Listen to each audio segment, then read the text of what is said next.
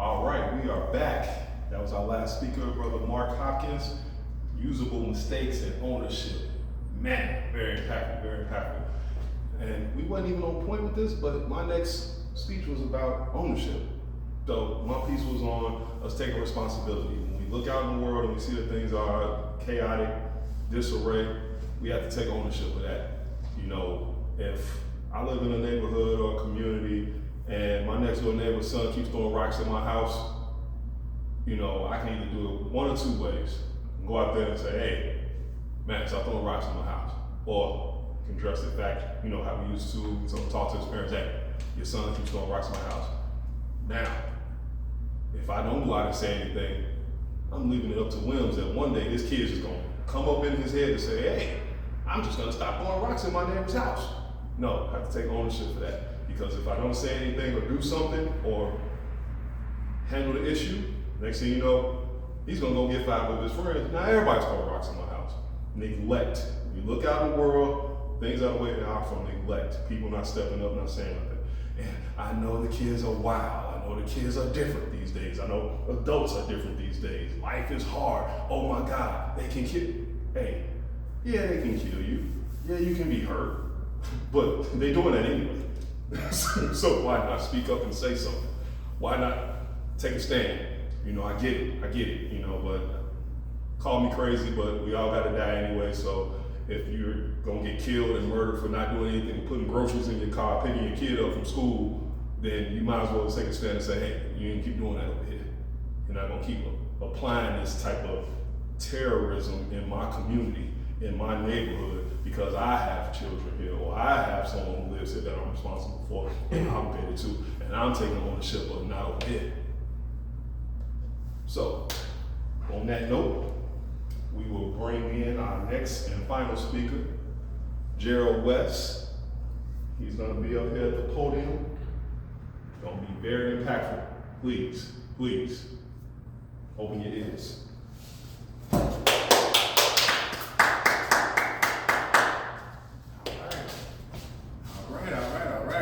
So, I can take that, yes sir. Just in case I'm a little bit out of frame there. This 6'8" build, can be a little sketchy at times. Marcane didn't tell you how we met. Now, we met, I'm gonna do a close up. You're gonna wanna see it, and I wanna make sure that you see this. We met here. Can you see that, Mr. Cameraman? Tell me when to stop. Panning in. We met here. This is where we met, all right? So we're here fighting for our life. I just showed you a picture where I was losing that fight, all right? So we're living examples, living embodiments of fighting for our life and winning. However, there isn't just one fight. There are many fights in this whole thing called existence. So, welcome to the SitRo. Once again, welcome, welcome, welcome. We've had a lot of great speakers today. Don't you agree? All right. I want you to give them hands. Give them some hands. All right. And I know at the top, see, I can have something to say, but when I come around powerful characters, the whole message changes. At the top of this conversation, of this SitRo gathering, of this fight for your life gathering, Marcane opened up asking us, why do men usually die before they women? That's a great question. Glenn followed up, and he was talking about learning how to take a break. And he was talking about learning how to take some steps back and evaluate. Me being an artist, I am a graphic artist. I attended American Academy of Art. I came out in 2011, 3D animation degree, minor in 2D animation. All right, and this is the same school that Kanye West dropped out of. My name is Gerald West, so understand how much flack I caught from those Caucasians, huh? All right, so Glenn also mentioned uplifting each other. These are core pillars that us as masculine characters, mind you, I haven't said men, masculine characters get to live by. Now, Mr. Mark popped up.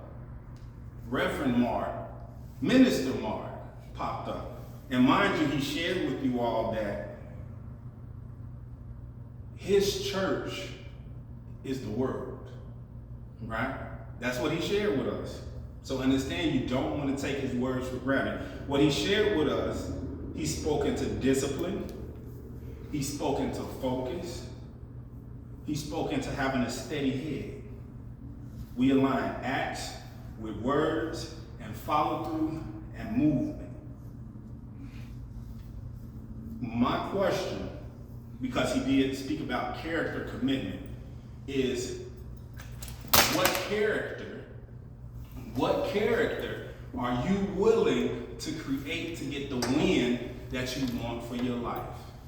What character are you willing to create to get the win in your life? Don't take what you see in the mirror for granted. It is a lot going on. You are not just a human being. You're a being, but it is much more than a hue that is going on with you. Understand this. Now, Mark Hain, being the trainer that he is, and I share with you the results. You can see the results. I'm living results that I don't look like that picture that I just shared with you. So, he shared with us a question for the fellas, for the masculine beings. Let's say, why we tap out before them? Well, this is why we made the SitRo. Because number one is, and we're going to get to dietary things, but number one is, you know for a fact that your lady has somewhere to go with her ladies, and they're going to talk about it, talk all about it. They're going to cry it out. They're going to co-sign each other's bullshit, pardon my language. They're going to co-sign things that they say you should do, but they don't do, right? They're going to co-sign a lot, but what they're going to do is get that shit, pardon my language, pardon my French, up off their shoulders. This movement, this SitRo, this gathering is for you to learn how to get the shit off of your shoulders. Now, speaking into the dietary, right back here, if you know about Dr. Sabi, I'm introducing his student to you. This is Dr. Eric Prince. Now, Dr. Sabi brought a plethora of information concerning our plate. Now, one reason why us fellas tap out before our females, honestly, is because we're not eating according to our blood type. Do you know your blood type? Do you know how crucial it is to know your blood type? Let me share how crucial it is. My wife is a B blood type. We got in an accident 3 days before our wedding. She formed sacroiliac issues. This is issues of the back. And let me tell you something. We learned that my lifestyle is that big guy right there, smoked every single day, and almost 3 to 4 ciphers a day, and I would marijuana, and I would also go home and nightcap all by myself. Eat burgers and fries. It was my religion. It's what I do. I don't eat tacos. I don't eat chicken. I eat burgers. I eat fries. I drink soda. This is what it is. My brother Saint came to me and told me I need to check my ish, all right, and introduced me to Mark Hain, who helped me check my ish. Now, this was all our physical. In learning about the blood type, in learning that hemp wasn't just about marijuana and getting high, I learned a couple new modalities that spoke into the physicalities. So using hemp as a salve or a cream to rub on my wife's back, united with understanding she's a B blood type. And B blood types shouldn't indulge in chicken, just to start. Just to start. So is it a possibility that a lot of these fellas that came home after a long day of work and their beautiful wife who decided to make the whole family some chicken, it could have helped with that inflammation, which is the cause, the root cause. So say this fella, and so say the fella who taught him, is the root cause to all disease.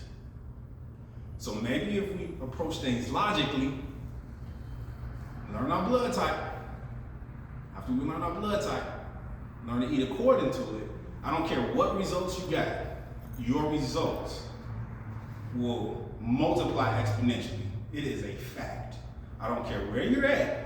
When you use those two in combination, when you use the plant and you use your herbs and botanicals and you bring them together, there's no stopping the being that you are whatsoever. There is no limits. We're here to understand and support the power in the masculine character. But it's only to be the proper foundation for the feminine character and the children to rise on. That's right, I said it. We're not over them, we're under them. But isn't God Almighty a cornerstone? And just maybe we're supposed to be the foundation that holds that cornerstone. That foundation that doesn't move. However, because of balance, we must also understand when we need to shake things up. Ask LA about earthquakes. They'll tell you some things about earthquakes. And that's the power that most are scared of, apprehensive of, when masculine characters come around. Now I want to make sure that I cue up these quick videos for us, right? Could you pass me that remote? Thank you. Because I want to show you the tearing down $1 trillion. I want to show you the tearing down of a house. I want to show you the tearing down of our house, actually. All right? So I'm going to cue this up. You guys give me a few seconds here. All right? And we're going to go back in time. Maya Angelou said that you can't really, and I'm doing it from my paraphrasing, right? You can't really know where you're going if you don't know where you come from. A lot of the fellas come around in the group and we're looking to build this, we're looking to be the foundation that we need to be to build the empire that we're building. To be able to do that, we must commune with the feminine energy. In order to commune with the feminine energy, it's going to take us to dominate the feminine energy in self. Oh yes, I just said it. Feminine energy in self. Let me make sure this is queued up. 20 trillion. Looks good to me. Are we ready? So we're about to get to how the hell to balance. Now, mind you, if you don't believe you as a masculine figure have femininity, then why does the female you with display masculinity? Tell me she don't when she mad. I'll give you some time to explain to me why. Exactly, you can. I didn't think you could. So look, we're gonna start right here. I want to draw your attention over here once this commercial finishes playing. We don't own the rights to any of these, so ... don't come to me for money. And you have no right. I don't have to get no explanation for their body. Now, the majority of you should understand that this is Love and Hip Hop. This is the Atlanta version. It personifies violence in our homes. It personifies violence in our homes. Now, I don't really watch it, so I can't say if any male has hit a female and things of this nature. However, we understand that this happens. And we understand that it's shouted to the rooftop. But does he do it out the clear blue? Some do, and let the law take care of it. However, some are aggravated. Let's look at this instance real quick. Let's take a look. If you understand, you understand. That's what it is. But you are a king.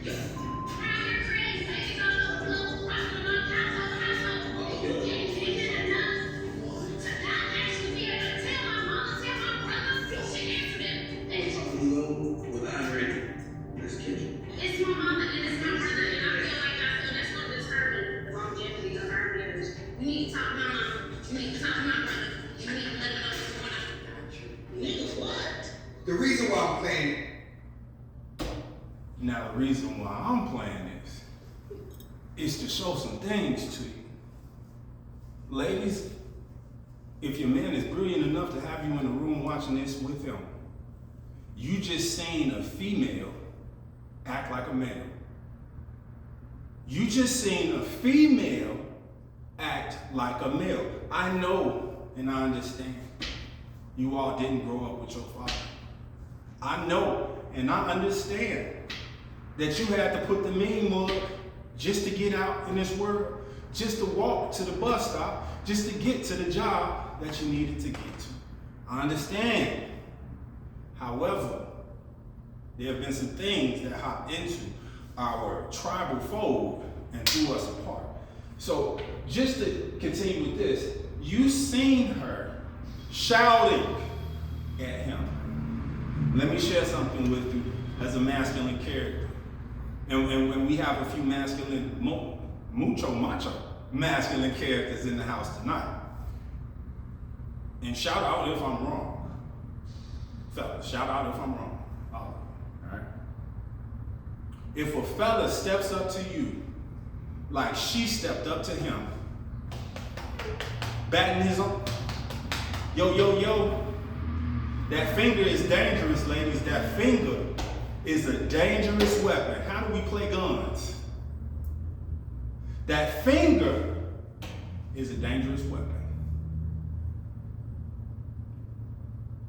I pray you hear me tonight. I hope you hear me tonight. I pray you take these things to heart that I'm sharing with you. The calm that this fella displayed, was it for the cameras? Hell, was all this shit for the cameras? I don't know. I'm using it because I know it's real. I'm using it because I know I've seen it. And I don't want to see it again. Because I want my brother and I want you to learn about peace. That being said, I want to take it back. I want to take it back. I want to take it back in time. $20 trillion. What would you do? And what I want to do is talk about Lyndon B. Johnson's Great Society. I want to talk about Lyndon B. Johnson's Great Society. And you know what? I'm a being of leverage. So therefore I say less, but more can happen. Let's check this out. You could pay off the national debt. You could spend $1 million a day for 2,000 years and still have trillions left. But could you end poverty in America? That was one of the goals of the Great Society, President Lyndon Johnson's ambitious plan to transform the lives of Americans. The Great Society is 50 years old. It's been a long, historic journey, but are we at the end of it? We'll start by traveling back to 1964, when America's prosperity and potential seemed limitless. But America had troubling, age-old problems like legal discrimination and abject poverty that could no longer be tolerated in the increasingly prosperous land of the free. So, in May of 1964, President Johnson made a big announcement. the Great Society rests on abundance and liberty for all. It demands an end to poverty and racial injustice.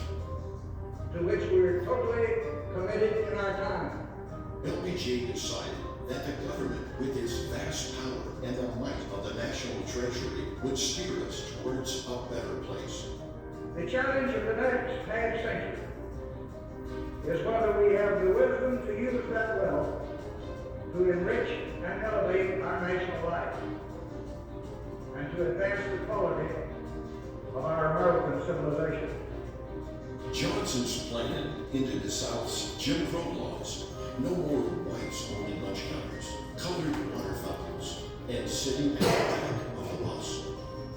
Landmark legislation like the Civil Rights Act of 1964 and the 1965 Voting Rights Act were tremendous achievements that did away with legalized racial discrimination. Today, we stand closer to being the colorblind society that Johnson envisioned, but we're still trying to level the playing field with affirmative action policies that themselves aren't colorblind. Another stain on America was extreme poverty. Now I'm gonna pause it right there with extreme poverty, because we speak into, in this video, the Caucasians' poverty. However, you saying Martin Luther King, I saying Martin Luther King in that video right there, which powerful character, not negating that. Well, what exactly happened with that character? We own over here, right? I should be on your right side, I'm on my left, I want to be on your right. We own over here, and he tells us, well, what about over here? They don't like us over here. And we have the audacity to start closing up, locking up, and taking our power and putting it over here where it's not even wanted. Now, I understand imbalance and all. However, when you're not wanted, don't be wanted. And don't try to be wanted. So when he shook hands with Lyndon B. Johnson, it was a symbol. It was a symbol to say, follow this. Follow this. How many followed him? As many as you've seen in pictures that marched with him, even more. That's what followed him. However, this mechanism, this great society, do you understand, had to deal in welfare. I know you know what welfare is. I know what welfare is. But he didn't say the words welfare. It was dressed up and prettied up and gave this great societal name. However, what did welfare do? What did it do? It took the masculine character out of the home. Once again, you have a woman beating on a guy. She said, you gotta talk to my mama and you gotta talk to my brother. Fellas out there, did she say you gotta talk to my daddy? I'm gonna walk off and give you a chance. Fellas, she didn't say that. Ladies, she didn't say that. How many of you ladies grew up without a father? How many of you ladies grew up without a father? How many of you ladies have a tendency to scream? I know you believe it's a good thing. I know you want to understand it as a good thing. However, as the masculine being that I am, when we tend to scream as fellas, one thing is about to happen. It's about to be a fight. Is this correct, fellas? Yeah? Can I get a resounding yes? Yes. Head bash. Because you'll never see two men on any street screaming in each other's faces and nothing happens.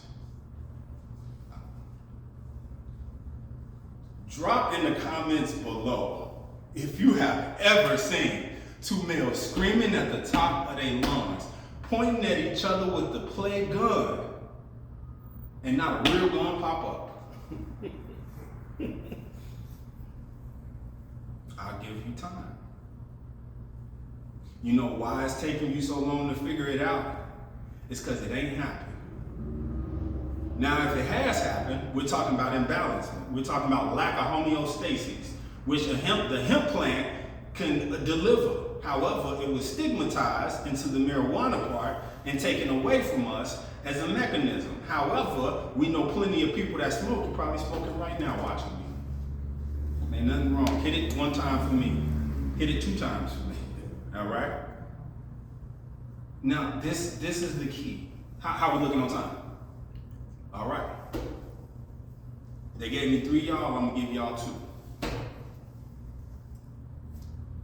This is the imbalancement that is going on in the homes. The directive you've heard all night long.